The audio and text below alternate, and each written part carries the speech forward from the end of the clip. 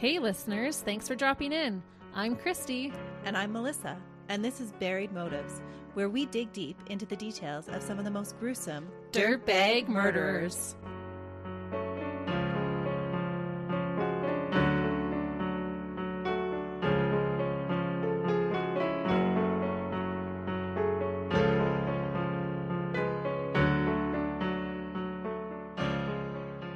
Hey listeners, Welcome back to Buried Motives. we're so glad you're joining us today. Christy's got an awesome case. I do. Today is listener request day. We love those days. We really do. And we recently had a new listener message us with this case suggestion. As soon as I started researching this dirtbag, I knew I had to cover it. Right from the start, this case gave me chills. Ooh, that says a lot because you don't freak out very easily. Usually I'm the one that freaks out. It's true. And it's not that I really was freaking out, but it's just bothersome in the worst kind of way. Like creepy? Yeah. Ooh. Sadly, this case strikes close to home for our listener because her friend went missing around the same time as one of the victims in this case and was found in the river later that spring. Oh. Today's killer denied having anything to do with the death of our listener's friend. I'm not saying he did or didn't hurt more women than we know about, but it's important to remember that we're taking the word of a cold-blooded killer. Our new listener is Susan. And Susan, we are so sorry for the loss of your friend, and we hope we can do this case justice and that you one day find out who was ultimately responsible for your friend's murder. Finding out that information can really help in the healing process. Absolutely, and that's our wish for you and for all of those who loved her. Part of our objective in covering the cases we do is so the victims of these dirtbags are not forgotten. I recently saw a quote regarding murder victims. It said that they experience two deaths. The first when they take their last breath, and the second when their name is said for the last time. We are here to say their names. That is a really good quote. Yeah, it really struck me when I read it. Today's murderer was a complete wolf in sheep's clothing. He was trusted by Canada and had vowed to protect and defend our country. Instead, he terrorized many and took the life of at least two. In my opinion, if he hadn't been stopped when he was, I 100% believe he would have become a serial killer and taken as many lives as he could have. He followed a very clear pattern of escalation. Oh, are we talking about a police officer or a border patrol? We're going to be talking about a colonel. What? Mm-hmm. Our dirtbag was a colonel in the Canadian Armed Forces and had successfully pulled the wool over our nation's eyes, including his own wife's.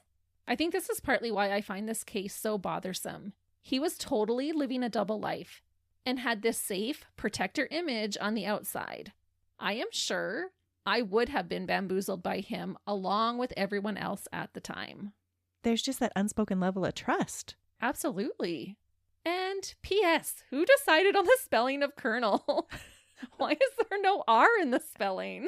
Every time I was writing it, I'm like, this is not how it should be spelled. I just don't understand. English is hard. It really is.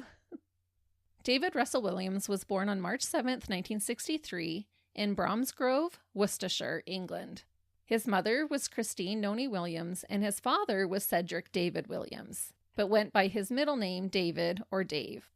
David Russell Williams was named after his father's middle name, but was called Russell or Russ for short. I will refer to him by Russell, as Russ feels too informal for this man. If that was confusing how he explained it, basically both Russell and his dad went by their given middle names. Okay. All I need to know is Russell. Russell. Okay. Yep. So he went by his middle name. And middle names is going to be a theme throughout this, actually. When Russell was 2 years old, his baby brother Harvey was born. When Russell was almost 5 years old, his family immigrated to Canada. They moved to Deep River, Ontario for his father's employment. Cedric, or Dave, was a metallurgist at a nuclear research laboratory called Chalk River Laboratories. If you don't know what a metallurgist is, it's a mineral expert who specializes in the extraction of metals from their ores. I'm sure it's so much more than that, but that is just a base definition. In Canada, metallurgists make a very decent wage. This meant that the Williams family lived comfortably as upper middle class. So it was a good move for their family. Mm-hmm.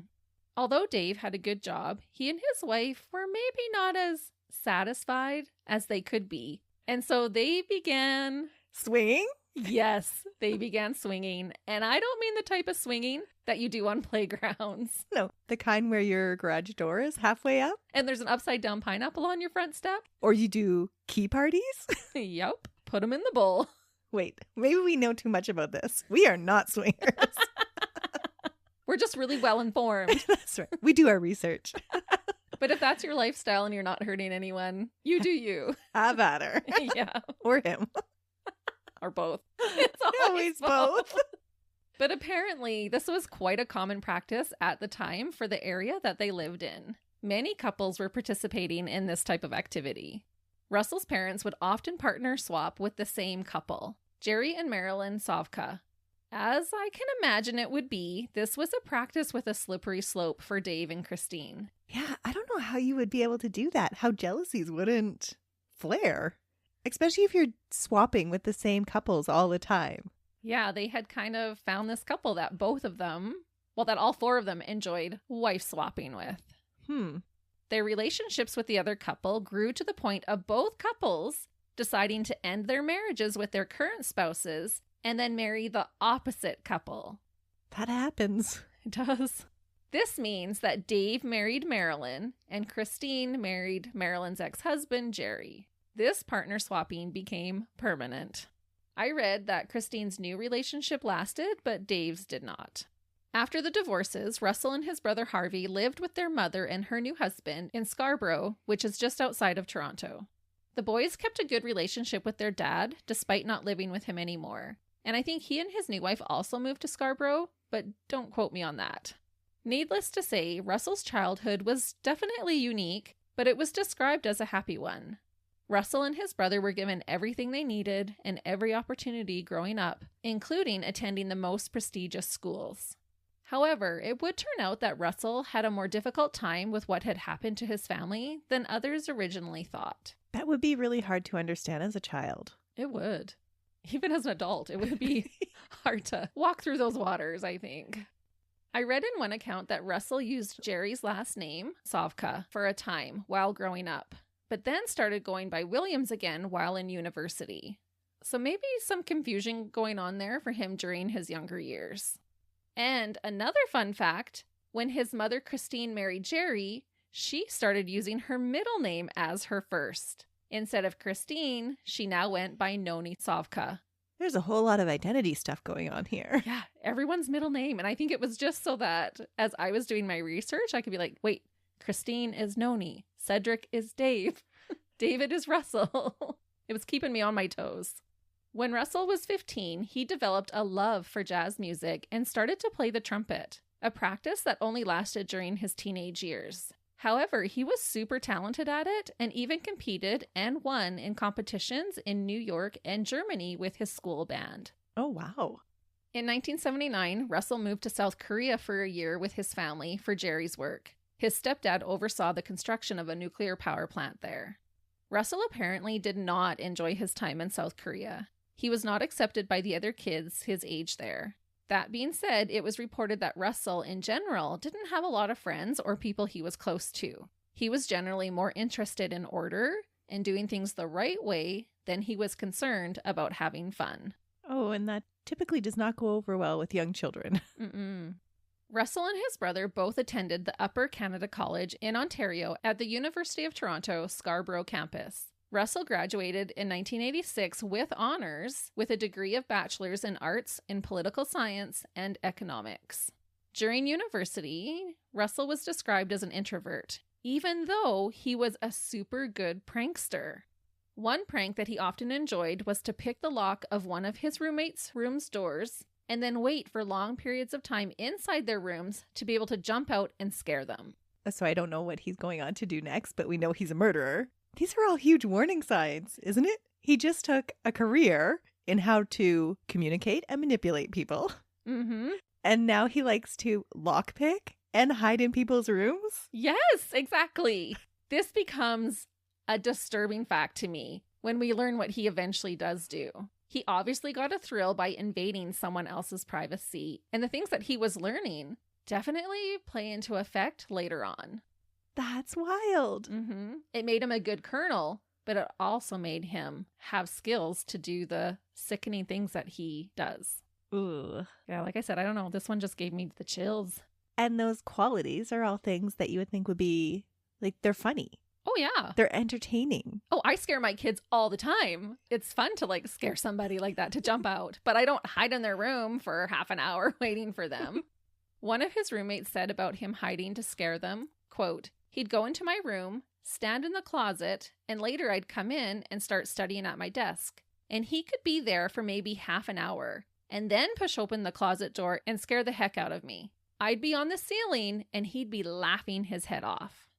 Despite this, Russell was said to have a loneliness about him and didn't talk about his family or past. People could tell that it was painful for him to talk about it. He also rarely went home to visit his family for the holidays. But there was no signs of abuse or anything like that. Was he just embarrassed by his family dynamics? Maybe. I think it just really traumatized him as a kid, his family breaking up, and he probably knew the Savka as just their family friends. Mm-hmm. And then his whole world was kind of turned upside down when that happened. Although he doesn't talk about it. He doesn't seem to have a lot of social skills in the first place, though. No. So probably less emotional intelligence to actually work through all of those complicated scenarios. I think so. Just because you're intellectually advanced doesn't mean you're emotionally advanced. Say that again for the people in the back. Did I mumble it? No, I mean, it's true. Oh. So funny. One of his roommates later said that when they were all first assigned to be roommates, Russell came up with a schedule for cooking and household chores to rotate between them. They thought he came across as bossy. He kept his room and clothing immaculate and earned the nicknames Drill Sergeant, Sergeant Major, and Mother Goose. Is this why he goes into the army? I will tell you why in a second. Eventually, he was able to lighten up a tiny bit and became more likable. He was said to have a super memorable laugh. It was high-pitched and was a mix of a gasp and then an eruption. And this was around the time that he had switched his name back to Williams. It sounds like he's got real identity issues going on. I think so. Which speaks to how confused he was when his family dynamic was changed so drastically. Mm-hmm. But you change your name and now he's got a different personality kind of too, right? Yeah. Or maybe he's feeling like I'm going back to my original me. Because the thing with how it happened with his family too, it's not just that his parents broke up and then eventually started dating other people and got married. They broke up and immediately got together with their swinging partners. There was no time in between to get used to the idea. And the kids probably didn't have a full awareness of what the parents were doing. It wasn't like they were prepped to understand that switch right away. It would have come as a huge shock. Yeah, I think so. On May 16th, 1986, a movie came out that would change the course of Russell's life. Any guesses which one? Top Gun? Yes! It was Top Gun. And I thought, what young guy in his early 20s didn't want to be Tom Cruise at that time? Russell was 23 when the movie came out, and he decided he wanted to become a pilot. Such a cool movie. It really is. And the second one was done really well. Yeah, it's a good one too. He filled out applications for both the RCMP and the Canadian Forces. He was accepted by both and chose the armed forces. Which says a lot about his academics. It really does. In 1987, Russell was living his dream when he was selected to the military pilots program, an honor that only 1% of applicants get. And he eventually became good enough to be a flight instructor for 2 years at the CFB Portage La Prairie, Manitoba base. Wow. So he's got some major skills then. Or some colonel skills. He does. And he has some less desirable skills as well. Oh, no. Still in his 20s, Russell met and married a woman named Mary Elizabeth Harriman. I found one report that refers to her as Elizabeth, which is her middle name. I'm not sure if she actually went by her middle name or not, so I will call her Mary. But I was just feeling like there's so many middle names. Mary was the Associate Director of Canada's Heart and Stroke Foundation, so also very successful. Russell only had one other serious girlfriend prior to meeting Mary. The pair were married on June 1st, 1991, when Russell was 28 years old. Mary was just a few years older than Russell. During this time, according to his glowing write-up of all his accomplishments on the Department of National Defense website. It's not still there, is it? It's not. Okay, good. But on it, he was said to enjoy photography, which will make you sick later, fishing, and running. Russell and his wife Mary also loved to golf together. In 2006, they moved to a street called Wilkie Drive in a suburb of Ottawa called Orleans. The couple lived happily in their home for over a decade until they were able to move into their dream home in the neighborhood of Westboro, Ottawa. They also owned a cottage on Cozy Cove Lane in the village of Tweed, Ontario, which is about 53 kilometers or 33 miles from Trenton. Super cute area. Oh, you know the area? Yeah. Oh, and even the name Cozy Cove Lane. Mm-hmm. If it wasn't such a bad case, I would be obsessed with that address. Russell would often use this cottage as a place to stay closer to work before returning home to his wife. His wife lived in Ottawa full-time, and Russell lived half-time in both Ottawa and Tweed. The pair never had children and seemed to happily focus on their careers and one another.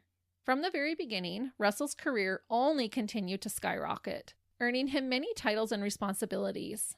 I could list them all, but most of us wouldn't even understand what they mean. For example, one of the things was that he served as the project director for the Airlift Capability Project Strategic CC-177 Globemaster 3 and Tactical CC-130J, Hercules J, and Fixed Wing Search and Rescue. Did you catch any of that? Because I sure didn't. That's quite the title. It is. That is a mouthful. However, I will note a few other things quickly, but no, it is not nearly all the things. It was overwhelming for me to choose what to include. I think this is the first time I've ever covered a dirtbag with so many accomplishments. He became a captain on January 1st, 1991. He was promoted to major in November of 1999. He was the multi-engine pilot career manager.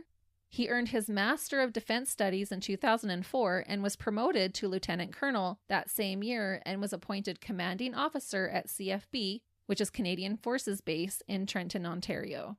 In 2009, Russell became the high rank of colonel and was the commanding officer of 8 Wing CFB Trenton. He was sworn in as the wing commander and became a VIP transport pilot, meaning he was entrusted with flying passengers needing the utmost protection. He flew passengers such as Canadian Prime Minister Jean Chrétien, Queen Elizabeth II, and Prince Philip. There are actually photos of him standing in his full military pilot uniform right next to the Queen, who was wearing a lime green dress and hat. She had no idea who she was entrusting her life to. And this was all at the time when he was murdering or Yes. before? Yeah, it's all happening at this point because he starts in 2009. But his earlier crimes start years prior. That's crazy. Mm-hmm. So is he just really good at living 2 separate lives? Or does he have 2 distinct personalities? I think he's just really good at living 2 separate lives. He's this decorated colonel on one hand, and then he is a sadistic dirtbag on the other. And nobody is the wiser. He also served a tour of duty in the Middle East. I could go on, but I think you get the picture. He's a decorated pilot. Yes.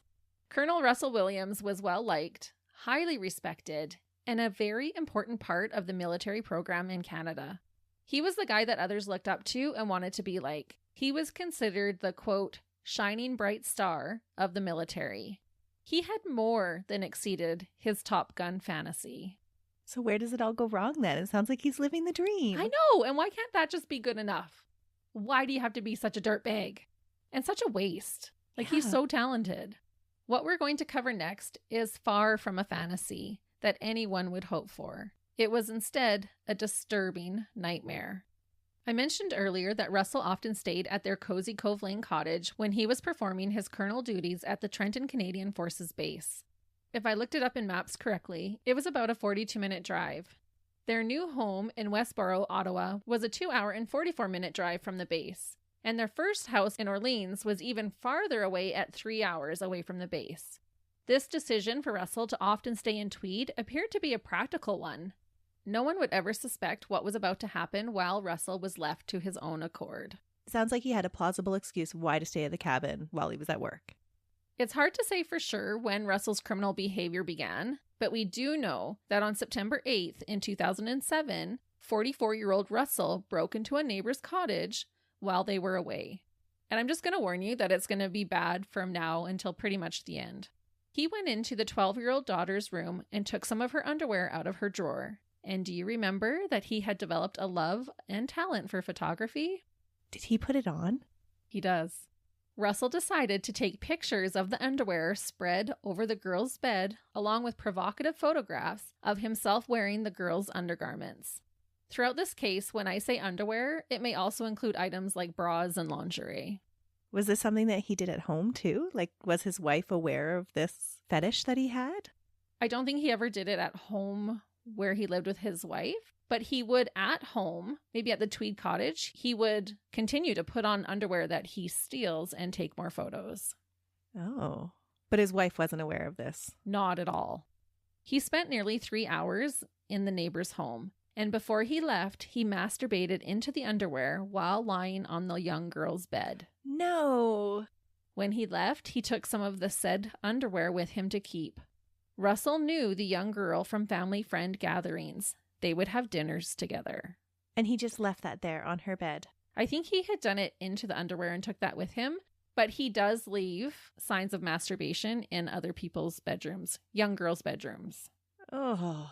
It was found on one girl's dresser and different areas. That is disgusting. Mm-hmm. Beyond. 3 weeks later, he went back into the same home 3 different times over the span of 24 hours and continued to take photos, masturbate, and steal her underwear. Because the family's away on vacation. Mm-hmm. So he has free access to this home. Yep. Over the next few months, Russell continued to break into homes in the Tweed as well as the Belleville area, and eventually even closer to his main residence with his wife. And that tells me that it wasn't good enough to only be doing it when he was at Tweed. He was getting those urges that overtook him even while he was staying with his wife. Well, he was having less and less control. Yeah, exactly. He would choose homes that had girls or young women living there. He would often enter the homes at night when no one was home. This gave him the freedom to steal underwear and take photos. When he could, he walked to the homes. For some of the houses, once was not enough, and Russell would return to continue his violating thefts. If he couldn't return to the house, like I said, he would pleasure himself with the underwear he took from the house to be able to relive the experience. Oh, man. That is creepy. It really is. And I don't know if it was because he targeted nice neighborhoods, but often Russell entered through unlocked doors and windows. If he had to, he would cut a screen to force a window open, or he would pick a lock, a skill he had gotten good at during university when he would prank his roommates. Some of his break-and-enter victims didn't even know he had been there. Their underwear was just missing and they were like, "Huh?" They didn't know where their underwear was? No, sometimes he would only take 1 or 2. Sometimes he would take a bunch, but they might think, oh, where did that underwear go? Is it in the dryer? Who keeps track of every piece of underwear? Yeah, I guess. I envisioned him taking like fancy underwear. And so you recognize when your fancy underwear is gone. Depends how often you wear said fancy underwear. This is so eerie to me, though. To think that someone had been in your home violating your personal, intimate items and you had no idea. Or that you're crawling into bed that has, what's the nice word to say? Where a man had pleasured himself without you knowing in your bed. That's gross. It really is. Altogether, there were 82 documented burglaries. During these break-ins, Russell collected around 1,400 items of intimate apparel. Bras, underwear, bathing suits, and lingerie. 1,400? Yes, 1,400. That is a lot of underwear. Yeah. Well, he broke in 82 times that we know of. You would notice they were missing. Oh, some of them do notice. Oh, okay. I'm not saying he's able to take all these items and nobody notices. A lot of them do notice, but not many are actually reported. Okay. Yeah. And he's taking them like a couple at a time and then coming back, taking a couple more. Because 82 break-ins, some of those were repeat houses, right? Yes. Okay. That's still a lot of intimates. It really is. And even just storing that many, like he had boxes in his garage where he had this stuff stored. Oh, man. What did he have labeled on the boxes? I'm not sure. In his confession, he tells the officer that if you go in my garage and look for a printer box, like the printer scanner from my office, inside that box, you'll find stuff. Oh, and then he said there's a bunch of boxes right around that area. I'm assuming so that his wife wasn't curious, he probably wrote work stuff on it. I could not find photos of the boxes and evidence. But he likes organization, so I'm sure he had it all categorized. Oh, he would have had to have it labeled to make sure that his wife wouldn't go in there. It's just mind-blowing. It really is. In addition to the clothing, he even went as far to steal sex toys. No. He did. Oh, that's so gross. He did. He's reusing other people's sex toys. Well, he's taking them with him, so I'm assuming he's using them. I'm going to be way too curious on this case, Christy. What sex toys was he stealing? Oh, we're going to talk about it. Okay. He wore the underwear. How was he not using the sex toys? Yeah. That's where my thought process is going. Oh, I would 100% believe that he did. Oh. There's just no documentation about him actually using them. So gross. This guy is a sicko. He really is a sicko. I am just jaw open. Oh, gross. Right. And now you can see why, as soon as I started looking into this case, it just gave me chills. And it was so bothersome to me. And I was actually like looking into it. I was sitting at my desk and I kept kind of like going like, oh, no, what? And my husband was like, what are you doing? And I'm like, someone requested a case and I'm totally doing this case because I was so shocked and disturbed by it. Oh, it's so icky. Yeah, icky is a good word for it. Yeah. Sorry, guys. This one's an icky one. A large majority of the break-ins were not even reported, like I said. But it was clear that he was starting to personalize his victims when he began stealing non-sexual items, such as photographs that were displayed in the house and personal documents like passports. So he could masturbate to their photos while wearing their underwear. Likely. And it wasn't then just about the underwear. It was now about the woman that the underwear belonged to. So you can see this escalating because next he's going to have the woman. Yeah, it's a super dangerous progression. For one young girl, he wrote the word merci on her computer. No, he didn't. Merci is French for thank you. What a sick son of a gun. Oh, and how young were these girls? I saw one report that said 9, but most reports said from ages 12 into like womanhood. That's young. Mm-hmm. So I'm going to say 12 because only one report did I see 9. Okay. But still, any age is too young. Thankfully, his physical attacks wasn't on children. Not that we would want attacks on women, but it just is so much more horrific when it's on a child. Exactly. That's my thought. Russell also became more brazen and one day walked into a home while a woman was showering. He stripped down naked and was going to enter the bathroom to steal her underwear that she had just been wearing from the floor. But he left, worried that he would be caught. Why did he strip down naked? Because he's a pervert. Maybe that was just his regular routine when he went into a house? Like, did he know that she was there? Yeah. He wanted her fresh used underwear off the floor while she was showering. So he knew she was there and he still stripped down naked. Yep. Couldn't help himself. Wow. Uh-huh. That speaks a lot to his control or lack of control. Exactly. And his confidence. Another time, after invading a 14-year-old's bedroom, he waited in her backyard for her to come home. He masturbated looking into her window. He had even moved her guitar inside her room slightly so he could see through the window better. Thankfully, the girl's father came home with her and he didn't get the chance to watch the girl undress like he had hoped. So he did masturbate or he didn't masturbate? He did in the yard, looking into her room. While he was waiting for her to show up. Yep. Even just that excited him enough. Yep. Just the thought of it, he had to relieve himself. And then he waited. The father came home with her. He did see her, but only for a couple of minutes. Okay. He was hoping he was going to get to watch her get changed, undress, get ready for bed, that kind of thing. She's 14. I know. And he was just kind of like, well, I'll try again later, kind of a thing. There's no reports that he actually did, but that was his attitude.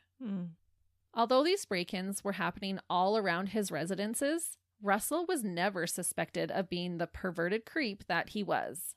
In fact, it is reported that when an officer was going door to door to question neighbors about if they had seen anything suspicious, he rang Russell's door, but he wasn't home. The officer then asked a different neighbor if he knew who lived at the house. When the neighbor said it was a colonel who lived there, the officer alluded to the fact that he didn't really need to question him then. Because he's so trustworthy. Yeah, he's a colonel in the Canadian Armed Forces. He should be trustworthy. You would think. And that's why this just feels like such a Violation? Yeah, it really does. Detective Sergeant Jim Van Ellen was a criminal profiler with the OPP, which is the Ontario Provincial Police. He stated that the unknown intruder was becoming more aggressive and was becoming an increasing danger for a hands-on sexual assault. Unfortunately, this is exactly what would eventually happen. The escalation is so clear, it's hard not to guess that it's going in that direction. Things became physical for Russell in September of 2009. He attacked 2 separate women during that month. On the 17th, he attacked a woman referred to as Jane Doe. Her name has been protected by a publication ban. At 1:00 a.m., he cut the screen on a window on the side of her home and entered without her knowing. The woman was sleeping when he first attacked her by pressing her face into her pillow. I thought, how terrifying to be awoken that way. He bound her hands and spent the next 2 hours taking pictures and sexually assaulting her. All the while, the woman's 8-week-old baby laid sleeping in the next room. No way. Yes. She had just given birth only 2 months prior. Oh. To try and calm Jane Doe, Russell told her that he wasn't going to kill her or her baby. When he left, he took underwear along with any items that he thought might have his DNA on it. Police later found DNA anyways, but did not have Russell's DNA on file to match it to. Russell returned to the home a few more times to steal more underwear. Once he saw that her husband was back home, he entered one last time and took a photograph of the woman's driver's license. So I'm not sure if her husband worked away. You know how sometimes with your job you have to work away and you're gone for periods of time. So he thought she lived alone, but then discovered, oh no, she actually has a husband. And so he just went in that one last time and then left it alone and moved on to the next. Where is he storing all these photos? I believe it's just all on memory cards. So probably looking at them on his computer. Okay. Less than 2 weeks later, he attacked a 46-year-old woman named Lori Massicott. He admitted that he chose her because she lived alone. And I think perhaps he had gotten spooked when Jane Doe's husband returned. Russell again entered Lori's home twice when she wasn't home prior to the physical attack, maybe to familiarize himself with her floor plan, but definitely to steal her underwear. Or do you think he was trying to subdue himself with just stealing the underwear, but just couldn't stop at that stage, and it gradually built? Yeah, that's hard to say. I'm not sure. He could have been in there and then just became so enthralled that he knew he wanted her. Yeah, and then kept going back. Yeah. And then finally, on September 30th, he actually broke into her home while she was sleeping. He struck her on the head with a large flashlight. He then placed his arm around her neck until she urinated. She was likely beyond scared. He bound her hands behind her back and spent almost 3 hours assaulting her and taking photographs. This time, however, Russell told her that he was there with other people who were robbing her and that he was sent into the room to keep her under control. At one point, Lori asked for an aspirin, and Russell went and got it for her. He also apologized for hitting her and told her she had a nice house and assured her that he wasn't going to kill her. Just seems so bizarre. And maybe that's where his professional side and his dirtbag side are kind of being meshed together. By this time, Russell had earned himself the name of the Tweed Creeper by the media. Russell was later found with photographs of the newspaper that reported about his crimes. He also had photos of that same newspaper on fire inside his fireplace. Oh, he was very artistic about it then. So rather than keeping a bunch of those things, he would just take a photo of it and then destroy it. He probably thought he was being so smart to do that. A way to keep the memento. Yeah. But he's probably like, I don't want to be one of those weird guys when in the movies, you walk in and they have all the news articles and everything all posted on their wall. Instead, I'll just keep it on a memory card. Yeah. It's not better, Russell. It's not. Unfortunately, despite assuring Jane Doe and Lori that he would not end their lives, only 2 months later, Russell would escalate to murder. And I do want to point out as well that during these first 2 attacks, the sexual assaults did not include penetration, but that would change with the next victims as well. So he follows this clear pattern of escalation, just little by little. I think he just needed a bigger and bigger thrill. And that's why they're getting closer and closer together, too. Yeah. While scoping out his first murder victim, Russell continued to engage in his fetish break-ins and robberies. He entered the home of a civilian employee at the Canadian Forces Base, CFB Trenton, at 5 a.m. I assume this meant she did not hold any military position, but still worked for them. He said he picked the house because he noticed that a woman lived there, so I don't believe he knew her. Okay. The first time he entered this woman's home, he stole 44 items of lingerie, a pornographic movie, and some of her sex toys. When the woman returned home, she noticed the missing items, because 44 is a lot. She was shocked and didn't know if it was a joke by someone she knew or not. She called a friend and they discussed if she should report it to the police. Russell broke back into the house later that same night and stole 116 additional intimate clothing items and sex toys. That's a lot. To make matters worse, before he left, in an attempt to intimidate his victim even more, he left her a threatening message on her computer screen. It read, quote, "Go ahead and call the police. I want to show the judge your really big dildos." And trying to shame her into not calling the police? yeah. And I thought, did this mean that he was hiding in her house the entire time and overheard her conversation with her friend about if she should call the police or not? It makes me wonder if when he was back in university, was this the switch for him? Yeah, he was pulling those pranks and he liked to scare people and get that reaction out of them. But him sitting in a closet for half an hour, I wonder if that's where his urges started to watch people. Definitely could have. I think there has to be a correlation. Yeah. And honestly, we have said it in other cases before, but this guy is truly what nightmares and horror movies are made of. He's such a creep. He is. And he wanted her to be scared. Russell's first murder victim was someone that he did know from work. He targeted 37-year-old Corporal Marie-France Comeau. She was under his charge at the base in Trenton. And because of this, he had access to her schedule.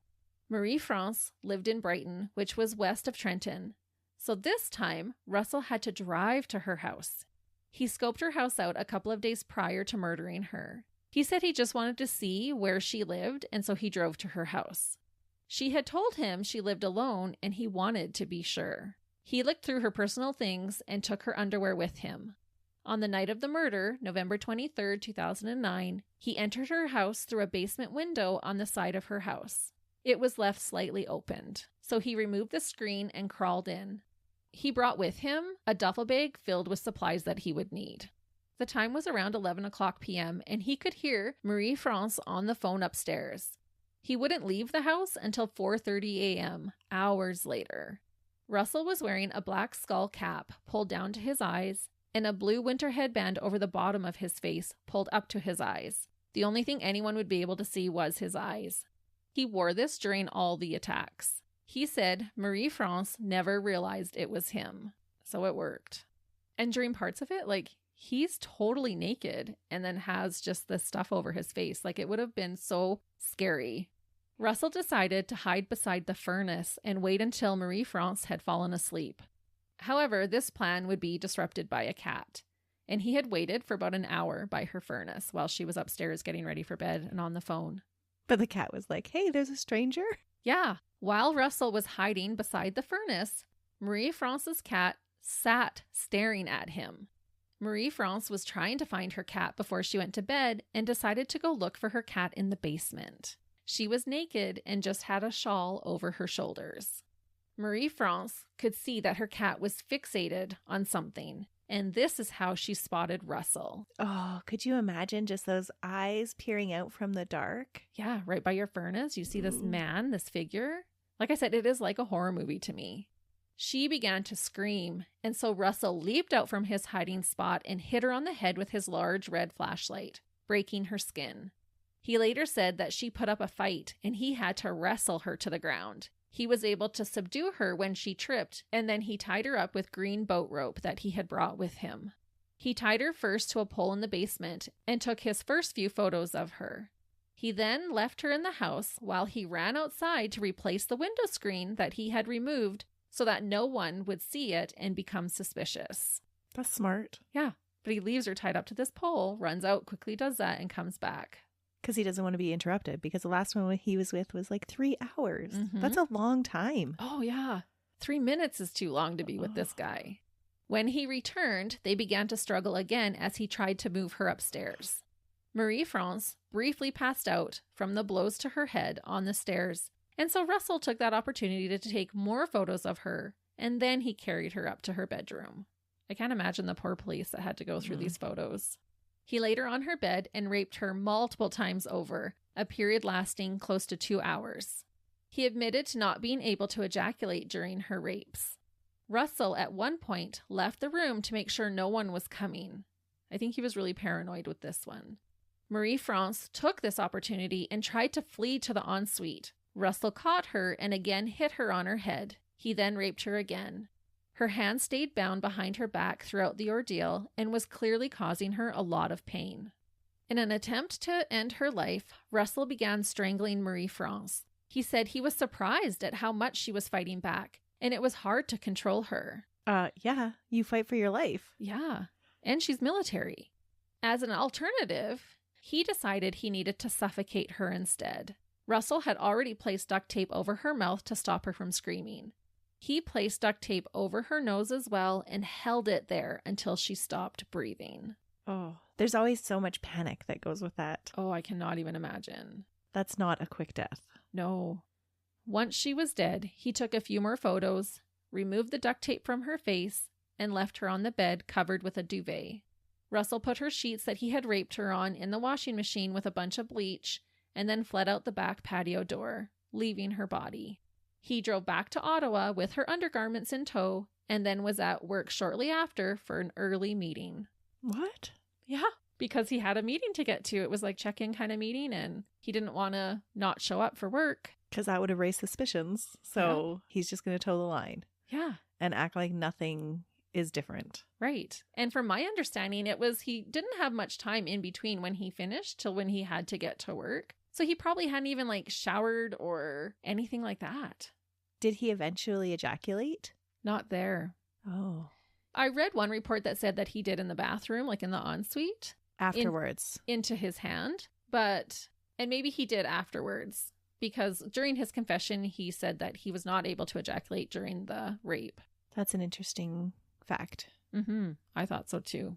Russell said after her body was discovered 30 hours later, he, quote unquote, found out through a company email informing staff that she had passed. Being a colonel, Russell sent her grieving father a personal condolence. No way. And her father likely, initially, would have thought it thoughtful of him, having no idea that he was the dirtbag who snuffed out his dear daughter's life. That just always irks me when they send these kind of secret remorse letters. Yeah. But for him, it was a work thing, right? I was her colonel. It was probably a standard thing that he would send a letter of condolence. Ugh.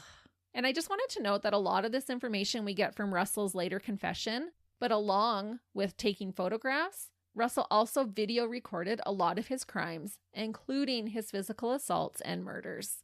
So a lot of this is caught on videotape. That is so disturbing.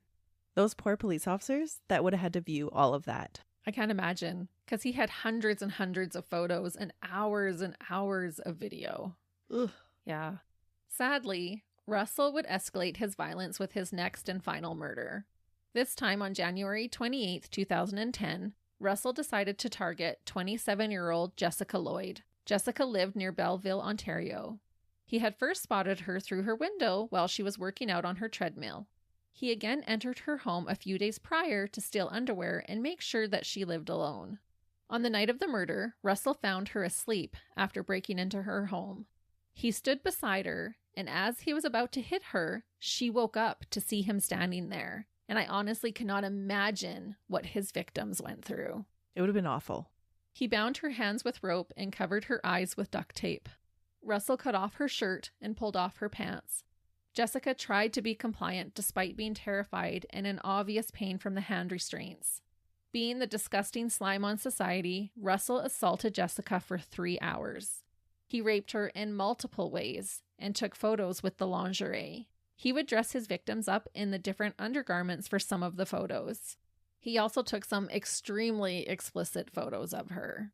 This time, Russell didn't want his time with Jessica to end so soon, so he called into work sick and took Jessica to his Cozy Cove Lane cottage.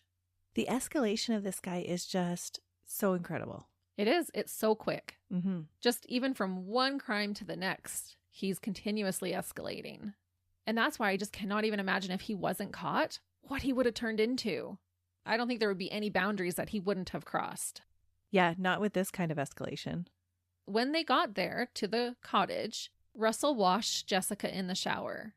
At one point, she complained that the water was too hot, and so he changed the water temperature for her. She was still bound, and so that's why he was washing her. And again, this shows him showing a little bit of compassion for her. A little bit. He's bound her in the shower. He's already raped her. He already knows he's going to kill her. Yeah, but why make the adjustment then? You know, if you're going to change the water temperature, then you care if she feels too hot, if it's uncomfortable for her. Right. So it just blows my mind. Like, those two things should not be happening at the same time. No, it sounds so odd. It does. It doesn't jive. It doesn't add up to me. Russell then laid her beside him on the bed so that they could take a nap. He had rope tied to her and then around his waist with very little wiggle room, so he would know the second she tried to escape. This nap was cut short when Jessica started to have a stress-induced seizure. What? Mm-hmm. Video shows Russell caring for her through the ordeal. He offered his help and said things like, quote, "Don't bite your tongue. Relax. Try to relax. Focus. Stay with me, Jessica. Hang in there, baby." What? Yeah, puke. You have literally done such horrific things to this woman that you've made her have a stress-induced seizure? And then you're going to try and help her through it and be kind? Yeah, that's weird. Come closer so I can punch you in the throat. Throat punch. Honestly. After she recovered from the seizure, he untied her hands and allowed her to sleep for an hour, but still blindfolded. Did she have a seizure disorder previous to this? She had sometimes, yeah. When she woke up, Russell was raring to go. He said he wanted to have sex with her one more time, and then he would let her go. This is what he tells her. The truth was, he never had any intention of letting her or Marie-France go. He said he knew they could be tied to him, so he couldn't let them live. Russell proceeded to dress Jessica in different sets of lingerie and raped her both orally, both ways, as well as with intercourse, controlling her during it with a zip tie around her neck. Ugh, this guy is awful. But that's how he was able to make sure that she wasn't going to hurt him while she was doing that. I won't include all of the degrading details, but with Jessica, he was able to ejaculate. I think this speaks to his increased confidence and escalation. We can see him evolving with each victim. When he was done, he gave her some fruit to eat and allowed her to get dressed. She believed that he was going to release her.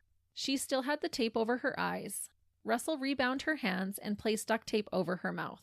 As they began to leave, they walked past the fireplace and Russell suddenly hit Jessica over the head with his red metal flashlight. He said he was surprised that her skull gave way underneath of it the way that it did. Her wound bled profusely. Yeah, no kidding. All head wounds do. Yeah, but he had actually caved in her skull. Russell grabbed his rope and strangled Jessica to death. Next, he took more photos. They had been together for just a few hours short of an entire day. He placed her body inside his garage and cleaned up the blood. When he was done, he drove to the base. He had a flight early the next morning. There's no way he would have gotten all that blood. He does a pretty good job, to the naked eye. But they're going to find some evidence, right? Oh yeah. He cleans it up to the naked eye, but not to the forensic eye. He didn't return to the cottage in Tweed until February 2nd, meaning her body had been left unattended for a few days.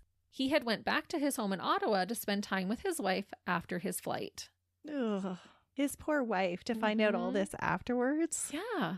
And even just thinking of him coming home, he's just, he's been in Tweed working, does this flight, comes home, they get to spend these nice few days together, they go out for dinner, they're going on little dates, that kind of stuff, probably being intimate, not knowing what he's just done. Yeah, that's disturbing. Yeah.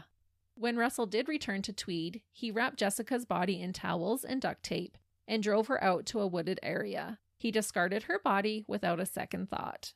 When police would later find his hundreds of photos, they found a photo of him with the news reports on his computer screen and one of the videos he took while torturing Jessica. Like this little selfie. Like, look, ha ha ha. He's so artistic. Yeah. Gross. And so did they ever find her body? He tells them where her body is eventually. Oh, okay. Yeah.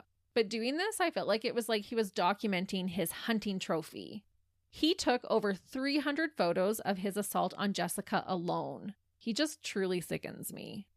And I have to say, ladies, After researching this case, I plead with all of you, please don't tell people you live alone unless you know you can trust them. And please make sure your doors and windows are locked. Even for things like if you order food and it's being delivered, holler out a man's name that the food is here as you go to open the door so that they will think someone is there with you. What Russell did was such an invasion of privacy. We should be safe inside our own homes and shouldn't have to always be protecting ourselves. But sadly, we do. And what I think really bothers me about his case is that he was someone you'd least expect to hurt or violate you. He was someone who we have been taught to look up to and entrust our safety with. He wore a military pilot's uniform and exuded that authoritative, safe feeling. Yeah, he was supposed to be the protector. Yeah. Not the destroyer. No. And I just added that in there because so many times he was able to just come in an unlocked window and an unlocked door, and it was easy for him. Okay, now let's move on to the good part, when Russell finally gets caught. He had not been a suspect at all for any of his crimes up to this point. Thankfully, this was about to change by what you could consider chance. It's amazing how many times that happens. It really does, and I love it. I feel like it's the universe helping to catch these dirtbags. Jessica was reported missing after not showing up for work. Police suspected foul play when they discovered that her car was at her home, but that she was nowhere to be found. Officers from the OPP and the Belleville Police Department worked together and started to piece together that the two sexual assaults, Marie France's murder, and the disappearance of Jessica had to be connected. During part of a giant search that included hundreds of volunteers and police to try and find Jessica, Colonel Russell Williams himself, the murderer, authorized the use of a search and rescue plane from CFB Trenton to be used in the search. That's ballsy. Sadly, they were unable to locate her. But he has his hands right in this because of his position of authority. Eyewitnesses said that they saw a silver SUV parked in a field close to Jessica's house on the night she went missing. Police were able to find tire tracks in the snow, which helped to narrow down the type of SUV that the killer might have driven. By the grace of all things holy, Russell was pulled over on the night of February 4th by the OPP on Highway 37. They were doing a standard drunk driving check and inspecting the tires of all vehicles that they pulled over. Good for them. I wonder if they felt intimidated by his rank once they found out who he was. I'm sure they were shocked, but these officers do the right thing. How this is handled from the time they discover him is chef's kiss. It's awesome. Because there would be that potential there to feel completely intimidated. Oh, yeah. And be like, oh, what do I do? When Russell was selected to be pulled over, he told police that he had to rush home to a sick child. He must have been sweating in his boots. He has no child. No, he was lying. But trying to be like, oh, can we hurry this up? My child's really sick. I got to get home. Yeah. Russell was driving a silver Nissan Pathfinder, one of the vehicles on their list. So I think for sure when they would see a vehicle that matched their list, those ones automatically would get selected to be pulled over. When they inspected his tires, they realized that they were a match for the tire tracks left near Jessica's home. Because of this, he was now a person of interest. And I have to say, like you alluded to, thank goodness that the officers that night didn't just make an assumption and dismiss this as a coincidence because of his military rank. Yeah. They actually did their job and didn't treat him any differently. Which probably miffed him right off. Oh, yeah. But I don't think he knew right away that he was a person of interest. He might not have even known they were checking his tires. So he probably drove away thinking like, oh yeah, got away again. On Sunday, February 7th, Russell was enjoying time with his wife in their newly built home in Westboro, Ottawa. The Ottawa police called him and asked him to come in and answer a few questions, to which he agreed. He arrived at the police headquarters and Detective Staff Sergeant James Smith interrogated him. And everyone, please hear me when I say Sergeant Smith is the real deal. He deserves so much recognition for his work. I watched a nearly 3-hour video of his interrogation with Russell, and some parts I even watched a second time. And he goes from being like a colleague of Russell's to getting him to confess to everything. He is so good at what he does, I felt like I needed to start confessing all of my own wrongdoings to him while I was watching it. I was like, oh man, like sinking in my chair. He has definitely mastered the art of interrogation, and I am not convinced that anyone else could have handled this case so amazingly. He knew exactly what to say and how to say it to a man like Russell. Which again would have been so intimidating. Here's this high-ranking officer who just exudes power. Yeah, he rubs elbows with the Prime Minister and the Queen. Mm-hmm. It's wild. Smith even starts out telling Russell that he was free to leave at any time, that he could ask for a lawyer, and that he didn't have to answer any of his questions. So he starts by to just let him know, like, hey, this is just casual. You can leave. I just want to ask you a few questions. The interrogation reportedly lasted for over 10 hours. So even though Russell knew that he could leave, he never did because of how good Smith is. 10 hours is a long time. It is. By my observation in the 3 hours that I was able to watch, Smith started by building a rapport with Russell. Russell expresses concern about what it might look like with him being questioned, and Smith validates his concern by saying, oh yeah, that's why we asked you to come in on a Sunday, so less people would be aware, and they could be discreet about it. Like, we just need your help. We just need you to help us answer some questions. Russell starts out appearing at ease. He even pops in a piece of gum, just like, oh yeah, this is important, being right on board. And I think he honestly thought he was going to just clear his name and be back in time for dinner. Being confident in his cleanup, he agrees to give a blood sample and have a buccal swab done. He also allows his shoes to be examined. He basically gives to Smith anything he asks for. About giving the sample, Russell asks again about how discreet they will be. He said to Smith, quote, because, this would have a very significant impact on the base if they thought you thought I did this. Smith reassures him again by saying, that's why we're doing it on a Sunday, and expresses how much they appreciate all the help the military has given so far.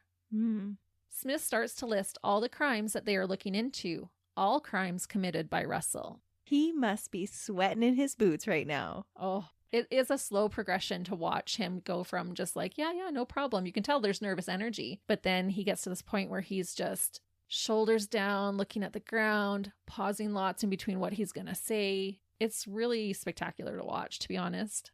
And then there must be this moment where he realizes they've got me. Yeah, and I'm going to walk you through that moment. Okay. I'm spending a lot on this interrogation just because I feel like it was so great. And I feel like when we have these cases where police do an above and beyond job, we need to give them that shout out. Mm-hmm.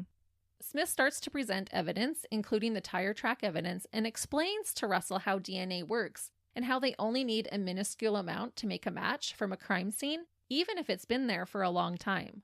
Eventually, Smith tells Russell that they have obtained search warrants and will be searching his homes and office.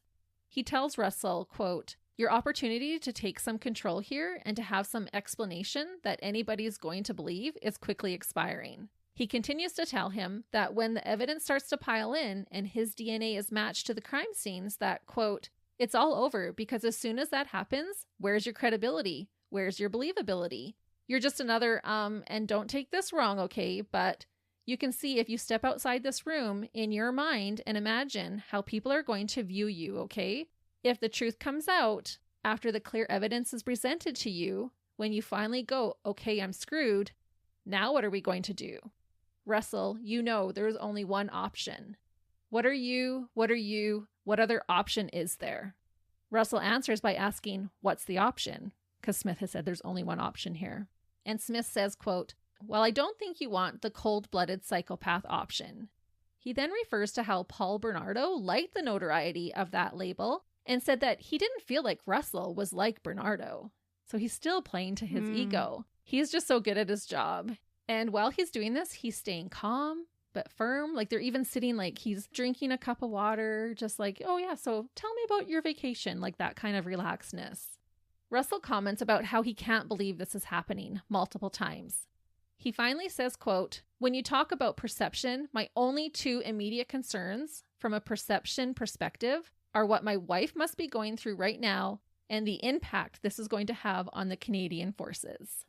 And I thought, yeah, Russell, you majorly screwed the pooch on both of those things. Yeah. So he's not thinking about himself. No. In that moment. No, and it's very clear. Like, I think he is genuine in his confession and later in his apology. I think that is genuine. And he, throughout this, is very concerned about his wife and the Canadian forces. which were pretty much his family. Yeah. Russell says he wants to minimize the impact on his wife because he knows police are now searching the home that they shared together. Smith says that he wants the same thing, and when Russell asks how they do that, Smith tells him that he starts by telling the truth. Because at this point, they've been together for a long time, and all of this evidence that Russell has turned over to Smith, they're processing at the same time while this is happening. So he's saying this stuff is going to be coming back any minute. It's up to you. How are we going to do this? Because once it comes back, you're hooped. Really, DNA test takes so much longer than that. But I mean, like his shoes they were testing, all that kind of stuff. Because they had found some footprints and whatnot. So then this is where Russell turns over the boxes and tells him where to look in the garage, right? Yeah, to make it easier for his wife. What I felt was next level is Smith didn't immediately get Russell to just blurt out that he was a killer. He started by asking where Jessica was. He's like, where is she? Where is she? And then asks Russell to identify on a map where they could find her. He's like, do you think you could show me on a map? This cracked the code. And Russell then proceeded to tell Smith where Jessica's body was, and then gave a lengthy, detailed confession about everything he did. He even told Smith where the officers could find all the evidence in order to make the searches go smoother for his wife, like we said. And I feel like we all need to do a slow clap for Sergeant Smith. I am sure he helped save more women's lives by helping to take down this dirtbag. They didn't have a lot to go off when Russell walked into the police headquarters that day. Just tire tracks that could have been really anybody's. But by the time he was arrested and escorted out, they had multiple smoking guns and a full confession. That is pretty incredible. Russell was charged with 2 counts of murder, breaking and entering, forcible confinement, and sexual assault. He was immediately remanded into custody, and the Canadian Forces announced that they were appointing an interim commander. They also quickly removed his biography from the Department of National Defense website the very next day. They were quick acting. Russell was held at Quint Detention Centre in Napanee, Ontario.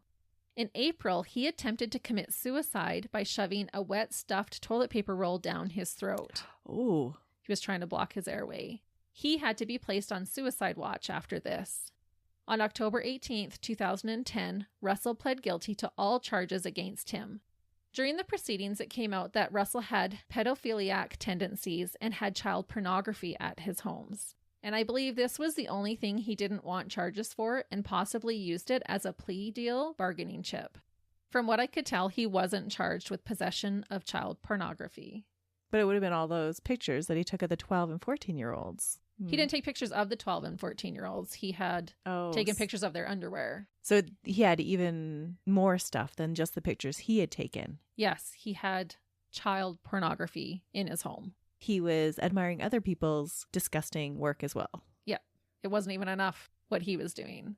He gets described as like a sexual sadist, and yeah, I think that's probably correct. The court was presented with photographs taken by Russell, and somehow pictures of him in underwear and bikinis were published in several local newspapers. No, how did that leak? Everyone must have hated him, but you can still find them easily online. When I was looking into like photos and stuff, the ones I found were more like him in like bikinis and swimsuits, but they're definitely out there. Wow. If you care to look, but be warned. On October 22nd, 2010, Ontario Superior Court Justice Robert F. Scott sentenced 47-year-old Russell Williams to 2 life sentences for 2 counts of first-degree murder, with no consideration for parole for 25 years. He was sentenced another 10 years for his forcible confinement charge, and then 1 year for each of his 82 burglary charges. If I did my math correctly, that is a total of 142 years. However, he was ordered to serve his sentences concurrently, so he will be eligible for parole after he has served 25 years. That seems much too short. And let's hope that he will not get parole. Russell was sent to serve his time at the Kingston Penitentiary, where he spent 23 hours of each day locked in his cell. After that facility closed, he was housed at the maximum security prison, Port Cartier Institution in Quebec. After being convicted of his heinous crimes, Russell was immediately stripped of all his titles and rank. He lost the title of Colonel in the Royal Canadian Armed Force and lost all of his military decoration and medals that he had earned. Surprisingly, he was allowed to keep his $60,000 a year pension because apparently that can only be removed by an act of parliament. And Parliament didn't want to get involved? Like, this sounds like a good enough excuse to remove that. From the research that I found, at whatever point, as far as I know, it has not been removed. Maybe it has since, but I don't think so.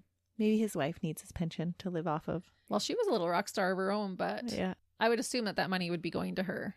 In 2012, a booklet published by the Canadian Forces accidentally included a photograph that had Russell in the background. All 4,000 copies of the publication were ordered to be destroyed. Yeah, they're serious about their image, right? Oh, for sure. Russell's Nissan Pathfinder, the clothing he stole from the women, and even his uniform were also destroyed. His wife immediately began divorce proceedings. She was totally unaware of her husband's crimes. She thought they were a happy power couple, only to learn that he was a monster who broke into homes, stole young girls' underwear, masturbated in their rooms, and then escalated to assault and murder. The Crown lawyer, Lee Burgess, stated that Russell was one of the worst offenders in Canadian history. He said, quote, "We are a community that's been shocked and saddened by all that's transpired. The impact of his crimes extends far beyond his crimes. What makes it more despicable is this is a man considered above reproach. He betrayed this community, and he betrayed the military, and he betrayed the men and women who serve in the military. He was a leader in that base and in the community. He exploited that to divert suspicion from himself." He then goes on to give examples of how Russell had us all deceived. One night, he dropped the puck at the Belleville's hockey game and then went and broke into a woman's home that same night. And when he was given the honor to carry the Olympic torch while everyone cheered him on, he had already committed many of his twisted crimes. Ugh. Even Russell's defense lawyer later acknowledged the pain and suffering that Russell had caused to his victims and their families. I want to end with reading part of a news article published by cbc.ca on October 10th, 2010. It reads, quote, "Williams, 47, had pleaded guilty Monday to 88 charges. He blew his nose before standing in the Eastern Ontario courtroom to address Scott. Williams was shaking, tearing up, and paused between sentences during his 5-minute address. Quote, 'Your Honor, I stand before you, indescribably ashamed. I know the crimes I have committed have traumatized many people,' he said.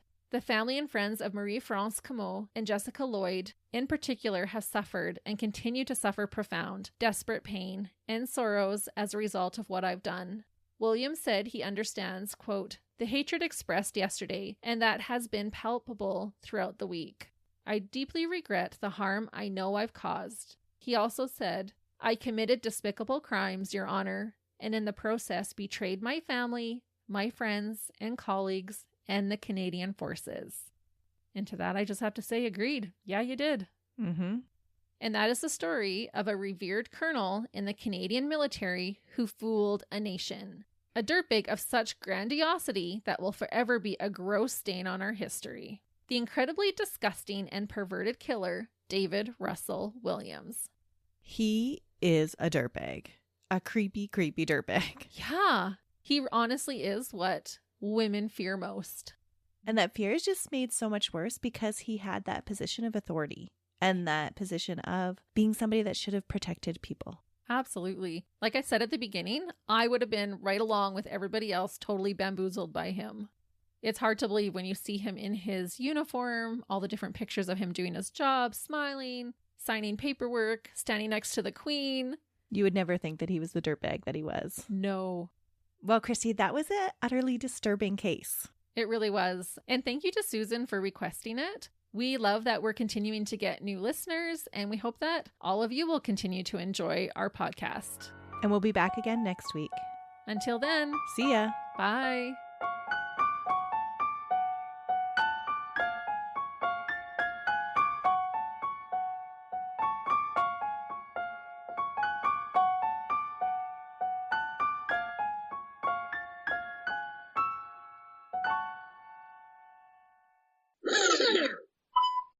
Am I louder now? It's not usual for you not to be the loud one, Christy. I know. I haven't turned it on. Okay. Just the blanket. I have to kick her in the shin to wake her up. Everyone's like, yeah, right. You can leave all of that out, but I'll leave some of it in. Upside down pineapples, we run away really fast. I still think that would be a sweet deal. so true. I don't want recorded evidence. That's a whole rabbit hole we will not go down. Yep. Scarborough campus. I can never say it. Why do they have that extra O in there? Well, I don't know why you're trusting me to say anything. Because what was it? Wyoming? Wyoming. I got too many things to do for that. If you didn't have so many things to do, you probably would. I don't know. I'd probably get a leg cramp. Haven't you ever heard that expression? No. When someone makes a good point, you say that again for the people in the back to make sure everyone hears it. No, I take everything literally. So I would have been like, and so if you're emotionally... Which is funny because you were just talking about intellectual intelligence and emotional intelligence. True. 3 leaks later. Maybe it was leaky. Sorry, I don't know how you're going to rein that back in, but or cut any of that. But which helped. Russell says that he does want to. Russell says he wants to minimize. Oh my goodness. So we hope you stay. We hope you stay. We hope you stay.